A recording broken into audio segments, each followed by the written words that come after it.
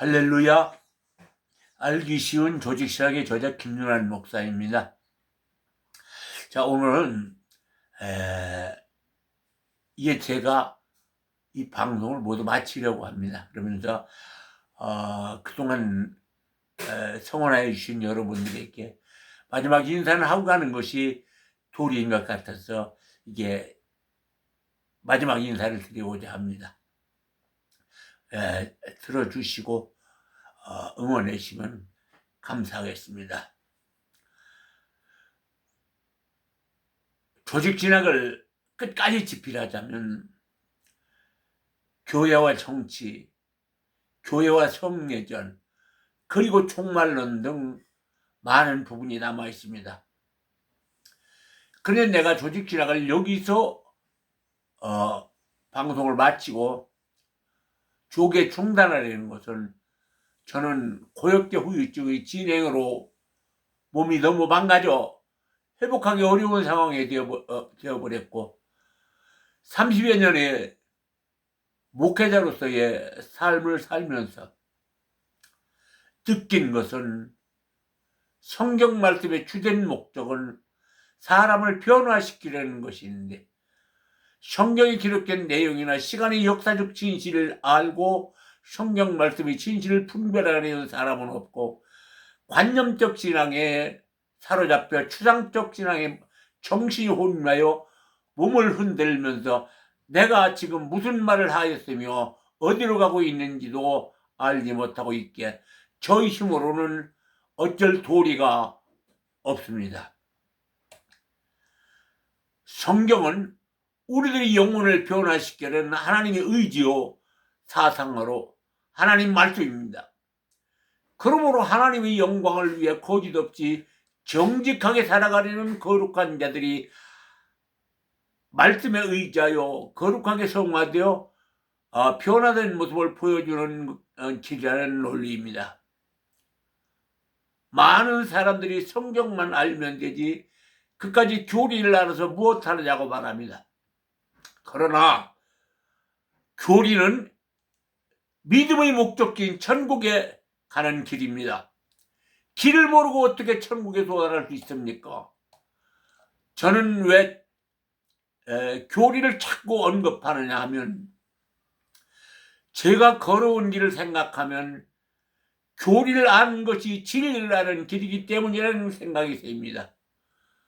저는 교회에서 공부하다가 기독교의 종주국이었던 아프리카는 6세기 중엽 기독교의 멸절과 징계의 처절함 그리고 우리나라가 신비주의와 기복신앙 허탄한 종말론과 이단들이 천국이 되어가는 모습이 자꾸만 오버랩되기 때문입니다. 저는 칼빈의 기독교 강요를 읽고 깨달음으로 외치는 이 교리가 훗날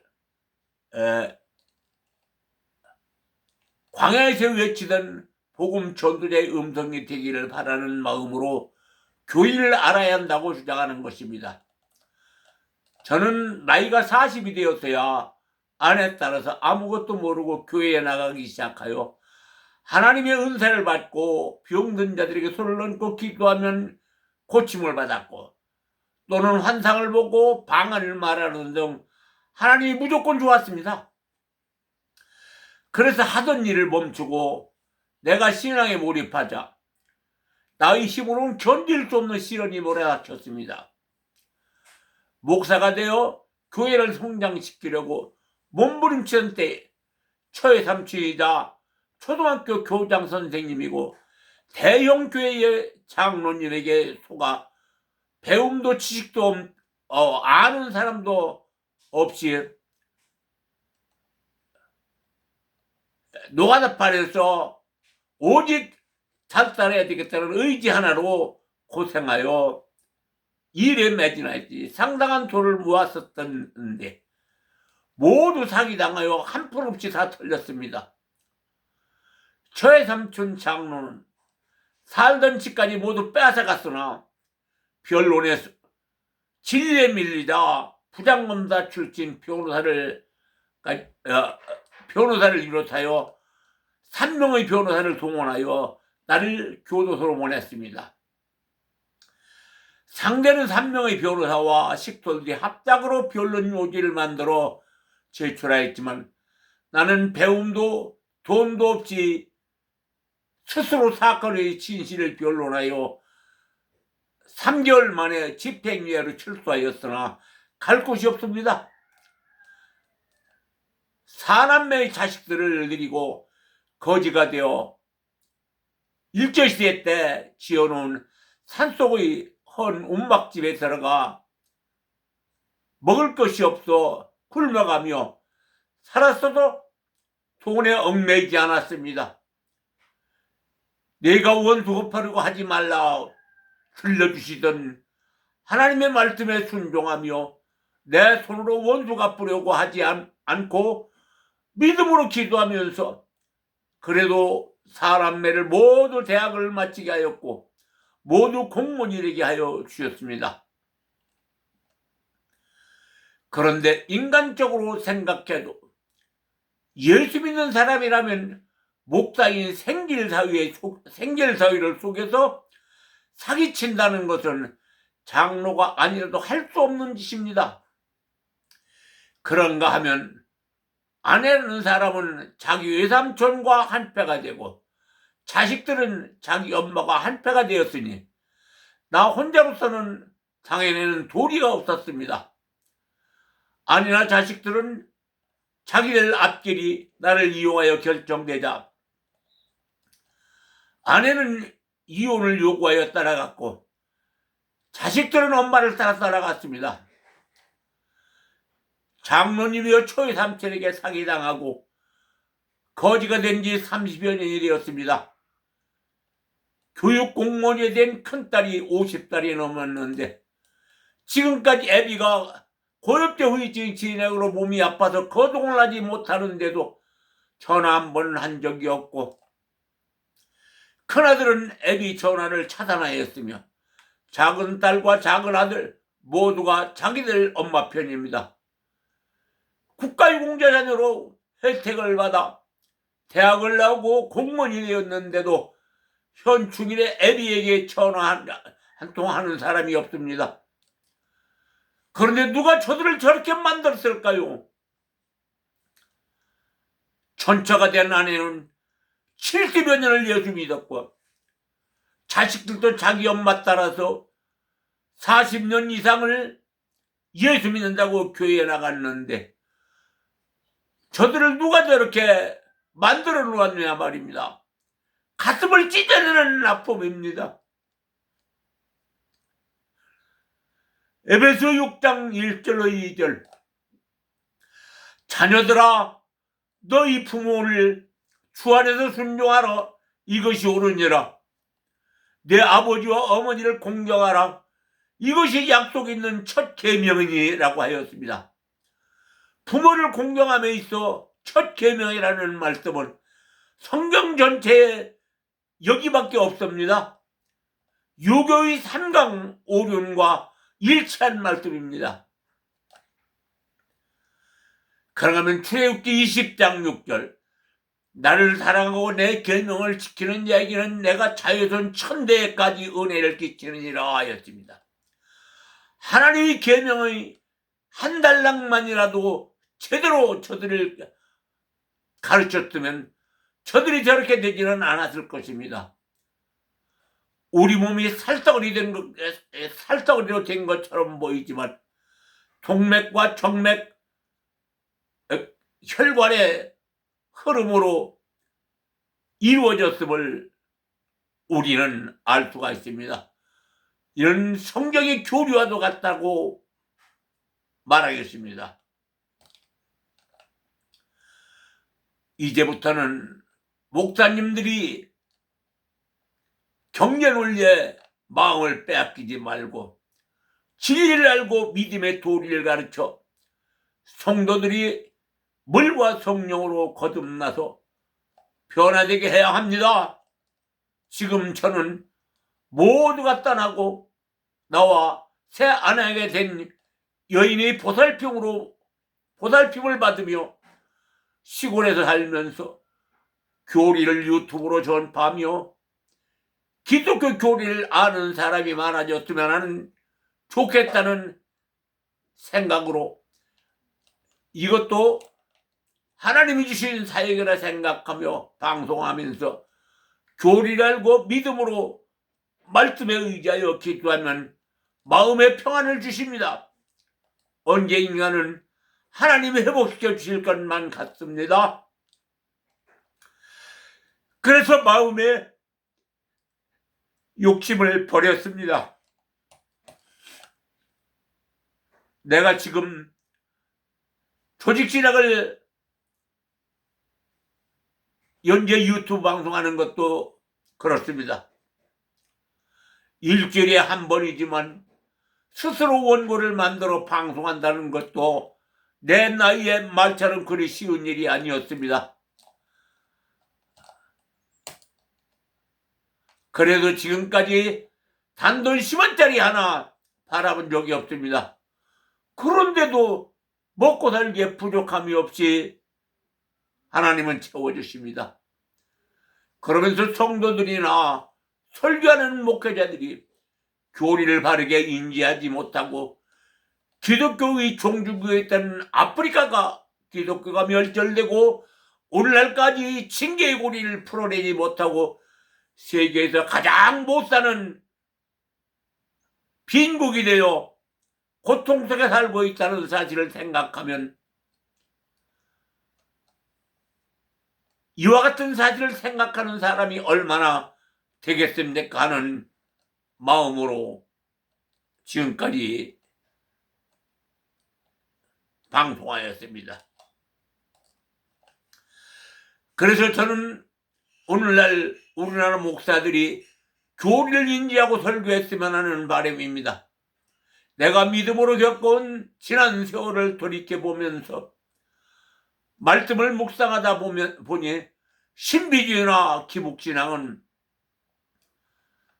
우리들을 바르게 변화시키지 못한다는 결론에 도달하였고 요엘서 2장 13절 너희가 옷을 찢지 말고 마음을 찢어라 하셨기에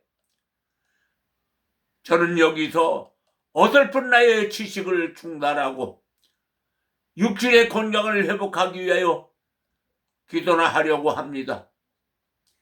그러면 오늘은 여기서 아프리카의 초기 기독교의 성인 교부열에 대하여 공부하여 보면서 마치도록 하겠습니다. 첫 번째, 오리겐입니다. 오리겐은 알렉산드리아 학파를 대표하는 기독교의 교부였습니다. 그는 매우 독창적인 신학 체계를 세웠기 때문에 이단과 논쟁하였고 교회와도 마찰을 일으키기도 하였습니다. 또한 그는 금욕주의에 따라 스스로 고안을 자른 것으로도 유명합니다. 그는 기독교의 교부이자 성경 주석가, 신학자, 영어식 표기를 조차 오리겐이라고도 표기합니다. 클레멘스와 더불어 알렉산드리아 학파의 대표적인 신학자입니다. 성경의 알레고리적, 즉 풍미적 해석을 처음 시도하였고 신비신학의 개념 역시 처음 도입하였습니다. 오리겐은 당시 로마 제국에서 두 번째로 큰 도시요 학문의 중심지였던 알렉산드리아에서 태어났습니다. 그는 17세 나이로 어린 동생 6명과 함께 고아가 되었습니다. 그는 무척 부지런한 천재요. 클레멘스가 운영하는 교리학교에서 학문을 배우고 203년 18세 때 클레멘스의 길을 이어 교리학의 운영자가 되었습니다. 그리스도교 교회 안에서 구약 성경이 확실하게 자리 잡게 한 사람은 오리겐이었습니다. 오리겐은 구약 성경 대부분의 책들에 관한 수많은 강해와 방대한 주해를 집필함으로써 그 토대를 견고하게 만들었습니다. 오리겐은 구약의 그리스도교의 주석의 원칙들을 정립하였고 주에서와 강해를 모아놓은 서구가 생겨나 자료들을 참조할 수 있게 하였습니다. 그러나 이후에 많은 해석가가 그와 의견을 달리하였고 그의 추적 방법을 배척하기까지 하였습니다. 그렇지만 교회의 추적사에 미친 그 영향은 아무리 높게 평가해도 부족할 것이 없습니다.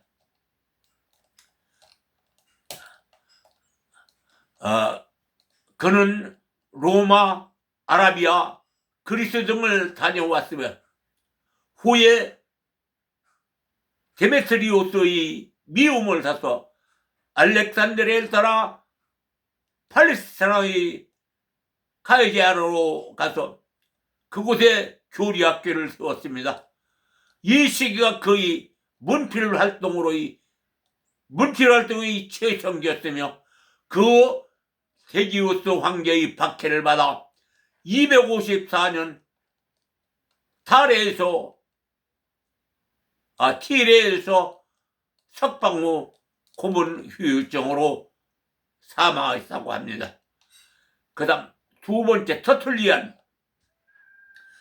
터툴리안은 약 2세기 무렵에 활동한 그리스도교의 교부이자 호교론, 즉 변증론자인 사람입니다. 다만 그는 교파를 막론하고 초대교회의 정통교리를 수호하고 많은 신학 개념과 용어를 만들어낸 업적으로 역사의 이름을 남긴 신학자입니다. 대표적인 사상으로 삼위일체론을 들 수 있습니다. 원래는 키르타코의 비그리스도교의 가정에 태어나 자랐고 법리를 공부하여 변호사가 되었습니다. 그러던 중 신앙을 지키고자 순교하는 그리스도인들을 보고 감명받아 그리스도교에 입교하였다고 합니다. 그리스도교 신자가 된 뒤에도 터툴리안은 끊임없이 신학 공부를 멈추지 않고 매진하였습니다. 그러던 중 각종 이단들이 등장으로 그리스도가 흔들린다고 판단, 기존의 정통이라고 간주된 교리를 정리해 체계화하여 이단들에 반박하고자 했습니다. 그는 특히 영지주의와 삼일체론, 특히 마르키온파를 공개적으로 논박하고 단죄하는 데 중요한 역할을 하였습니다. 이 시기에 그리스도의 육신론 등 여러 서적을 전설하였는데 본인이 의도한 바는 아니었으나 이 과정에서 라틴어 신학 용어를 정립하는 기초를 놓았으며 법학 공부를 하여 법조인이 된 이력 덕분인지 그는 저술에서 논리를 정연하게 신학 용어를 전개하고 라틴어 문장을 고급스럽고 명료하게 사용했다는 평을 받았습니다. 이런 현상이 발생한 이유는 키르타코 등 아프리카 학파의 활동지가 신앙의 발원지였던 이스라엘과 너무 멀리 떨어졌기 때문에 당신은 책이나 문서를 대량 상상하는 방법이 없었고 사람이 일일이 손으로 필사해서 전달해야만 했습니다. 당연히 사람 손을 거쳤으니 필사를 거듭할수록 정확도를 보장할 수 없는 데다 책의 분량이 많으면 많을수록 필사 과정에서 오류가 생기기도 더욱 쉽고 필사하는 데도 시간이 걸렸으므로 현지 사람들은 당연히 기복진앙과 신비주의에 매달리게 되었을 것은 명확한 일입니다. 터툴리안은 신앙을 변질시키고 신학을 말싸움으로 격화시키는 철학과 철학자를 격렬하게 비판하며 철학이 신앙의 위에 있을 수 없다고 논박하였습니다. 세 번째, 어거스틴입니다. 고대 로마의 기독교 신학자이자 철학자로 초대교회 교부 중 하나이며 교회학자 아우구스티노 수로대의 창설자 성 어거스틴이라는 명칭으로도 불리기도 합니다. 가톨릭을 비롯하여 교파를 막론하고 두루두루 존경받는 성인입니다. 개신교에서도 이 사람을 대체적으로 공경합니다.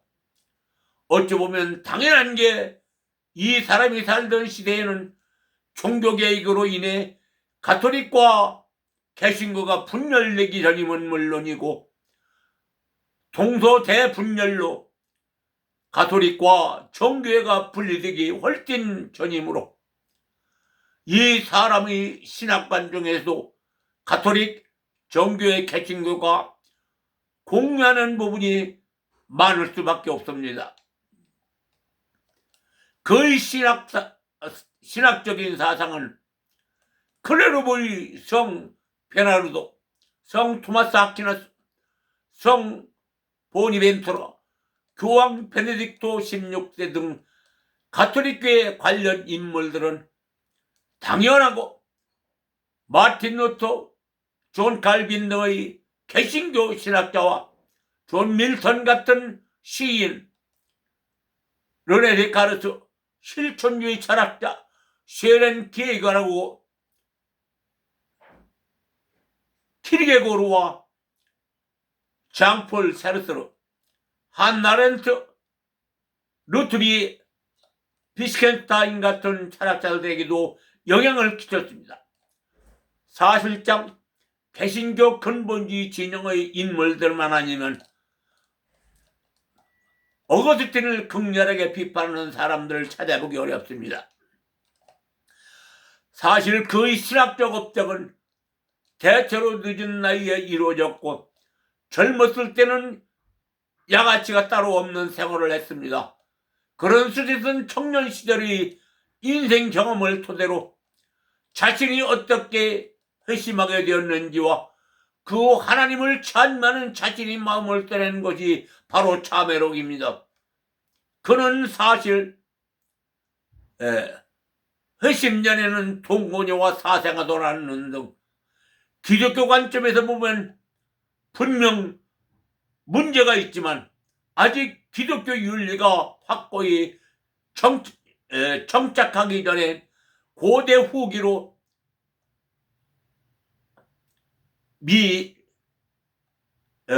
고대 후기 로마 사회의 시선으로 밑바닥의 막장까지는 아니었습니다.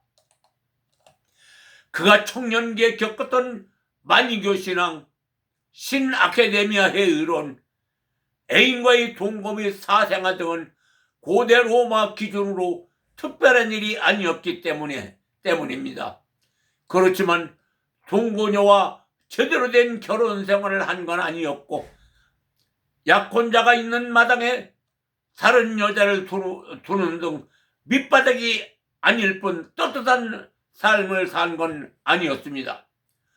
방황하던 시기든 빛나던 시기든 그의 생애를 관통하는 키워드는 불타는 사랑이었습니다. 쾌락이든 여성이든 학문이든 진리든 그야말로 불꽃처럼 살아가였습니다. 이런 어거스틴의 생애를 진리를 향한 구원의 불꽃으로 표현하기도 하였습니다. 그들은 북아프리카 지중해 연안 도시들에서 활발하게 활동하였습니다. 3세기 말경에는 동로마의 기독교가 주류를 형성하면서 이 지역의 기독교가 쇠퇴하기 시작하면서 7세기 초 이슬람의 발흥과 더불어 이 지역의 기독교가 거의 소멸되었습니다.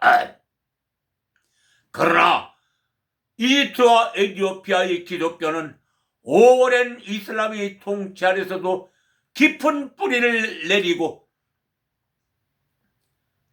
오늘날까지 2000년간 생존해 오고 있습니다. 교리를 안다는 것이 무엇과도 바꿀 수 없는 가장 소중한 신앙의 자산이기 때문인 줄 믿으시기 바랍니다. 초대교회와 그 당시에는 모든 여건이 존재에 충족하지 못해서 그랬다 하더라도 교리를 아는 사람들은 이슬람 속에서도 개신교의 절개를 지키고 있다는 사실을 보고 우리는 교리의 위대함을 알아야 합니다.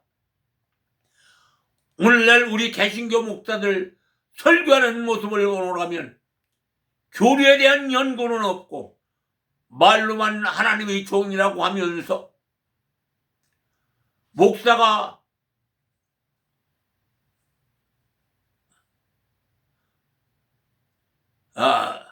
항상 뒷바라간 데살로니가전서 5장 16절 말씀을 인용하여 하나님이 기뻐하였으니 여기 모인 모든 사람들이 웃을 때까지 사람들 웃기겠다면서 목사가 앞에서 엉덩이 흔들며 손뼉 치며 춤추고 난리 부르스를 하면서 세상 이야기를 떠들어대고 웃기만 하니 어떻게 진리를 알 수가 있습니까? 사람의 불행은 가장 행복하다고 할 때 찾아온다고 하였습니다. 요한복음 8장 32절 너희가 진리를 알지니 진리가 너희를 자유케 하리라. 우리는 분명히 아프리카의 그 신앙을 바라보고 교리를 알고 바르게 하나님의 말씀을 선포해야 될 책무가 있는 줄 믿으시기 바랍니다. 사랑하는 성도 여러분, 그리고 목회자 여러분, 저는 나이도 있고 몸도 아프고 해서 여기서 여러분과 이별을 하려고 합니다. 여러분들에게 마지막으로 부탁하고 싶은 말은 여러분들이 스스로 노력하여 기독교 교리를 인지하여 숙지하면 어떤 고난이 와도 기도할 수 있는 능력이 생깁니다. 이것이 교리를 아는 믿음입니다. 이는 하나님의 성령이 함께 하시며 고난을 이길 수 있다는 말입니다. 성령이 함께 하시는 행복한 신앙생활로 믿음의 소망을 이루시기를 예수님의 이름으로 축원하여 드립니다. 아멘. 지금까지 김연한 목사였습니다.